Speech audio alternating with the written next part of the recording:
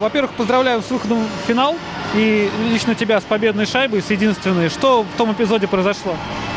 Почувствовала уверенность своих сил, взяла инициативу на себя и забила. Ну, поначалу показалось, что вы довольно быстро устали, где-то к середине второго периода. Казалось, что соперница как-то помощнее, пободрее. Это так или все-таки нет? Ну, не знаю, я узнаю себя, потому что я лежала в больнице и приехала прямо с больницы, мне тяжело давалось.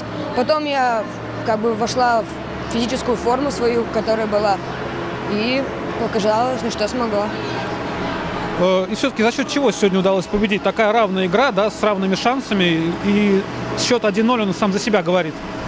Даже не знаю. Обе команды хотели попасть в финал, обе команды боролись до последнего. Но тут просто была игра моментов, кто реализовал, тот и выиграл.